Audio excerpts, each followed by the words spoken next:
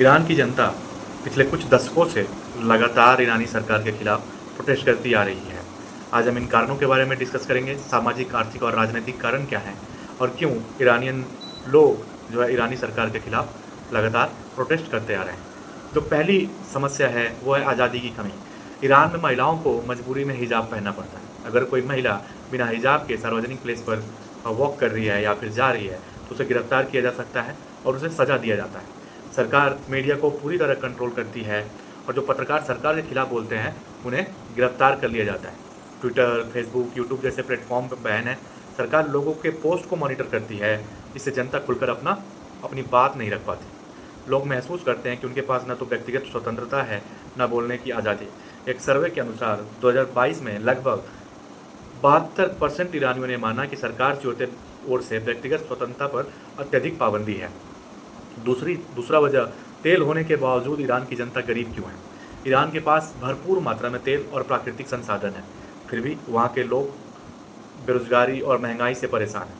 दूसरी ओर संयुक्त अरब अमीरात यानी यूएई और सऊदी अरेबिया जैसे देश जो तेल बेचते हैं और वहीं के लोग तेल बेचने के बाद अमीर होते जाते हैं, जिससे ज़िंदगी उनकी आराम से चल रही है। ईरान की सरकार के ऊपर यह आरोप लगता है कि वह देश की कमाई को जनता की भलाई में न लगाकर कहीं और खर्च कर रही है। लोगों को लगता है कि सरकार की आर्थिक नीतियां फेल हो चुकी हैं और भ्रष्टाचार बढ़ गया है।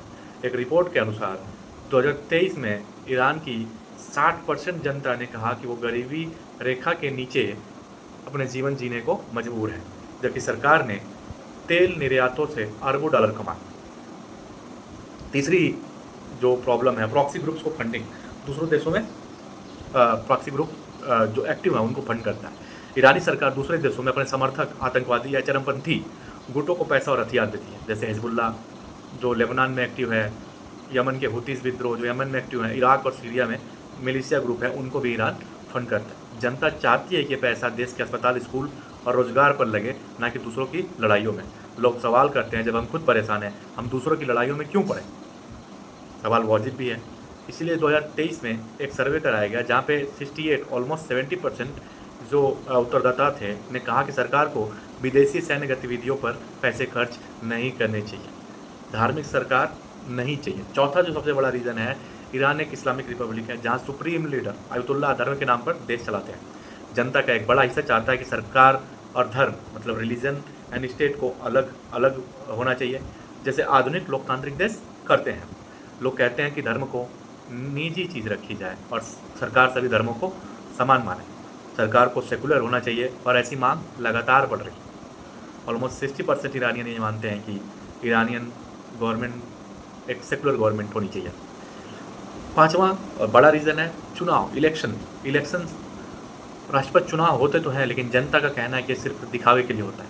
कोई भी व्यक्ति चुनाव लड़ने के लिए आवेदन कर सकता है, लेकिन सरकार का जो गार्जियन काउंसिल होता है वो तय करता है कि कौन चुनाव लड़ सकता है और कौन नहीं। इसका मतलब ये होता है कि वो वही लोग उम्मीदवार बनाते हैं जो सरकार के समर्थन में, और जो सरकार के अपोजिशन में है वो उनको डिस्क्वालीफाई कर देते हैं, जिससे जनता को लगता है कि उन्हें असली विकल्प चुनने का अधिकार नहीं है। एक राजनीतिक सर्वे में लगभग 70% नागरिकों ने माना वोट देने से कोई फ़र्क नहीं पड़ता है, क्योंकि असली ताकत सुप्रीम लीडर के पास है।